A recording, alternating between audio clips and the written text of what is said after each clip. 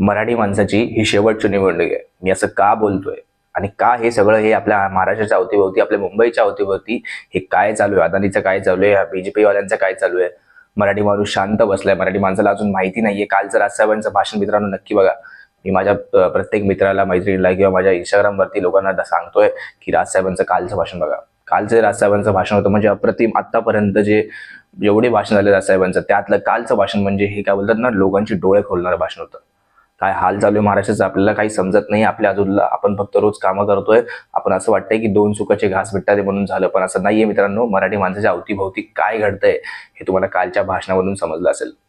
ज्यांनी अजूनपर्यंत भाषण नाही बघितलंय मला त्यांना विनंती करायची, प्लीज तुम्ही तो भाषण नक्की बघा. कारण की तुम्हाला समजेल की आपल्या महाराष्ट्रामध्ये मराठी माणसांच्या अवतीभोवती, खास करून मुंबईमध्ये मराठी माणसांच्या अवतीभोवती काय चालू आहे.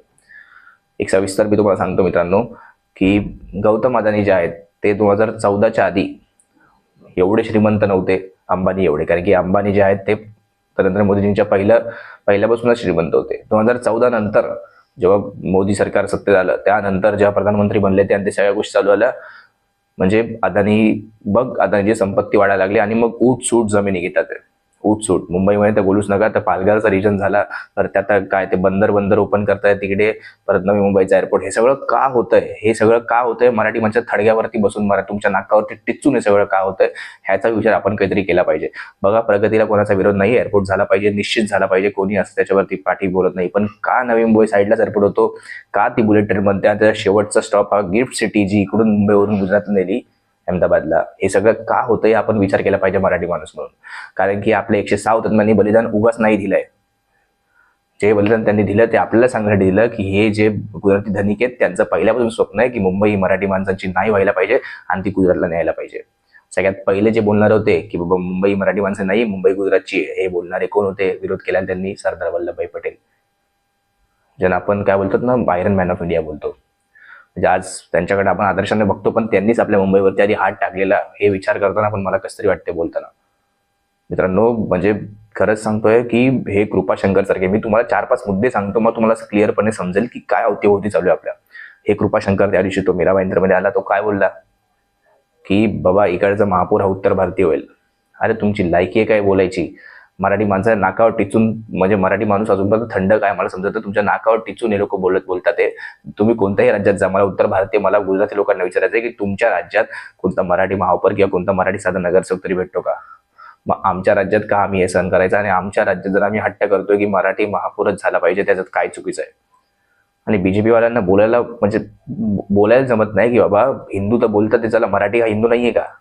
हिंदू महापौर, हिंदू फक्त हिंदू आणि मुस्लिमांमध्ये वाद लावून ठेवायचा, एवढंच तुम्हाला जमतं. लोकांना जिकडे तिकडे बघतो ऍड चालू आहेत. अरे तुम्ही काय केलं ते कामं सांगा. तुम्ही फक्त महायुतीचं प्रगती ते नका दाखवा आम्हाला कामं सांगा की तुम्ही काय कामं केली मुंबईमध्ये. आणि जर तुम्ही बोलता शिवसेनेकडे सत्ता होती तर शिवसेनेने काय काम केलं ते सांगता. त्यांनी पुस्तिका सुद्धा जाहीर केली की त्यांनी काय कामं केले त्या मुंबईमध्ये. तर जरा बोलायच्या आधी 10 वेळा विचार करा. मला मराठी माणसाला एवढं सांगायचं आहे की बाबा नो, ह्या कृपाशंकर सारख्यांची हिंमत कशी होते आपल्या मुंबईमध्ये बोलायची, आपल्या मीरा भाईंदरमध्ये येऊन बोलायची. आपण जर यांच्या राज्यात गेलो बोललो तर हे लोक उभे करतील का आपल्याला? परत दुसरी गोष्ट, त्या दिवशी तो राजसाहेब बोलला रसमलाई, तो अण्णामलाई, तो तमिळनाडूचा नेता येऊन काय बोलला, Mumbai is not a city of Maharashtra, it is international city. म्हणजे बघा, प्रश्न असा नाहीये, त्याला जे इंटरनॅशनल सिटी बोलला तो ठीक आहे, त्याचं काय म्हणणं असेल, पण मुंबई ही महाराष्ट्राचीच आहे आणि मराठी लोकांचीच आहे. तुम्ही येऊन काय बोलतात ना, बाळासाहेबांनी जे केलेलं की उठाव लुंगी आणि बजाव पुंगी, ते परत करायला लावू नका मराठी माणसाला. जे आतापर्यंत राहतात, जे मराठी लोक राहतात त्यांच्याशी आम्ही नीट राहतो. का? कारण की ते लोक मराठी भाषेवरती प्रेम करतात, मराठी माणसांवरती प्रेम करतात. आज कित्येक माझे मित्र आहेत, त्यांना मराठी भाषेचा आदर आहे. त्यांना बरं आम्ही कधी मारत नाही, त्यांना बरं आम्ही कधी बोलत नाही की मराठी बोलाच किंवा आम्ही त्यांना मारतोच नाही. त्यांचं तसं काय बोलतात ना, त्यांचं तसं हे पण नसतं की नाही बोलेंगे मराठी वगैरे असण्याचं काही नसतं. प्रेमाने आम्ही त्याची मराठी बोललो तर ते सुद्धा समोरून मराठी बोलतात. आपण का आपली भाषा सोडायची? मला उत्तर भारतीय लोकांना सांगायचं की तुमची भाषा हिंदी नाही आहे. हिंदी 200-250 वर्ष पुराणी भाषा आहे आणि एका भाषेला जेव्हा अभिजात दर्जा पाहिजे असतो तर काहीतरी 1400-1500 वर्ष ती भाषा जुनी असायला पाहिजे. कुठे हो, त्या हिंदीला अजून 1200 वर्ष 1300 वर्ष बाकी आहेत अभिजात व्हायला. म्हणजे अभिजात दर्जा भाषेच्या त्या काय बोलतात रूल्स अँड रेग्युलेशन मध्ये यायला अजून तेवढे वर्ष बाकी आहेत. कुठे तुम्ही तिला डोक्यावर मिरवता? ते ही अशी तुकड्यांमध्ये बनलेली हिंदी आहे ती. भाषेला विरोध नाही आमचा, पण आमच्यावर जर लाद असाल तर नाही बोलणार.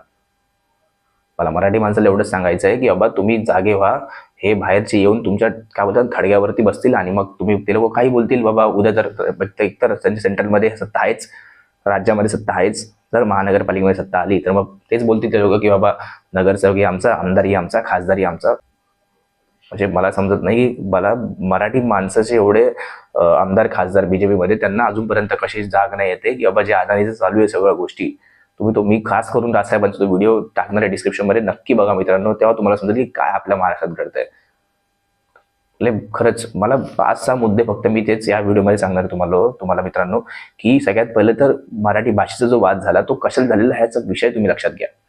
हिंदी भाषा ही चाचपडून बघवते मराठी माणसाला. राजसाहेब बोलले की चाचपडून बघवते मराठी माणसाला की मराठी माणूस जागा आहे का. आणि जेव्हा मराठी माणूस जागा दिसला, हिंदी भाषेचा रद्द घेतला GR आणि मग मराठीमध्ये वाद निर्माण करून निघून गेले साले. मराठी अमराठी हा वाद कधीच नव्हता.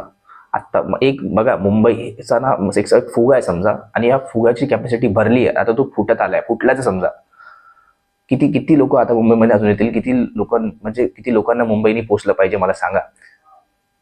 ज्यावेळी 106 तज्ञांनी बलिदान दिलेलं तेव्हा कुठे होते हो बाहेरचे, कुठे होते हे लोक, उत्तर भारतीय गुजराती वगैरे सगळे कुठे होते.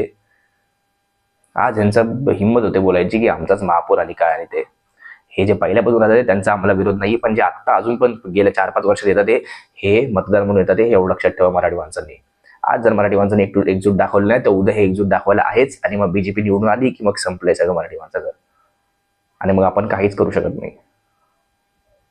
मला विनंती आहे मराठी माणसाला की आपण जागे व्हा, आपली भाषा वाचवा. एकदा की आपली जमीन गेली, आपली भाषा गेली की आपलं अस्तित्व संपलंय आणि मग काहीच नाही. मग हे लोक बाकीचे येऊन आपल्या उरावर नाचतील. कोकणातली जी किनारी पट्टी जमिनी सगळी विकतात, ते धडाधड विकत चालत माणसं. अरे काय विकतात ते, तुमची संपत्ती, ते तुम्ही या महाराष्ट्राचे मालक आहात, हा तुमचा महाराष्ट्र आहे. जागे व्हा, नाहीतर एकदा हातातून सगळं गेलं ना, 5 वर्ष गेली मग संपलं मराठी माणूस. ही शेवटची निवडणूक आहे मराठी माणसाची, एवढं लक्षात ठेवा.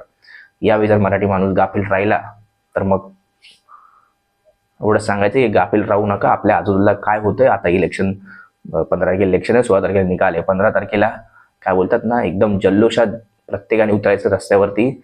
आणि जिकडे जिकडे मी लिस्ट लावली आहे आजूबाजूला, माझ्या व्हिडिओवरती लिस्ट असेल, 227 वॉर्डमध्ये जे नगरसेवक उभेत, नगरसेवक उमेदवारासाठी उभेत, मशालीचे, शिवसेना उभाटा आणि मनसेचे रेल्वे इंजिन, त्यांना भरघोस मतांनी आपल्याला विजयी करून द्यायचं आहे, एवढाच आपला निश्चय ठेवायचा आहे. आणि मराठी माणसाची सत्ता ह्या मुंबईनं महानगरपालिकेवरती बसवायची आहे. भले ती आणि पुढे ठाणेचं तर आहेच, ठाणे महानगरपालिका झाली, मीरा भाईंदर महानगरपालिका झाली, परत वसई विरार ह्या साईडला सगळीकडे जिकडे जिकडे तुम्हाला, नाशिक झाली, परत पुणे झाले, जिकडे जिकडे तुम्हाला मशाल आणि जिकडे जिकडे तुम्हाला इंजिन दिसेल, तिकडचे आपले जे उमेदवार आहेत त्यांना भरघोस मतांनी आपल्याला विजय करून द्यायचा आहे.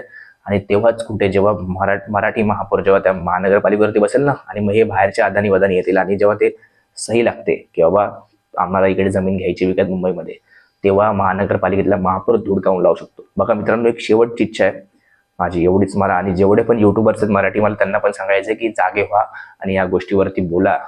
उत्तर भारतीय लोकांवरती, गुजराती लोकांवरती आपण बोलतो तेव्हा कडाडून उठतात ते लोक, आणि आपल्यावरती उलट आपल्याला जाब विचारतात, आपल्या इथे राहून सुद्धा 20-25 वर्ष. आपलं काम आहे आता मराठी माणसासाठी उभं राहायचं आणि मराठी माणसांच्या नेत्यांचे जे पक्ष आहेत आणि जे उमेदवार आहेत त्यांना निवडून द्यायचं. जय हिंद, जय महाराष्ट्र.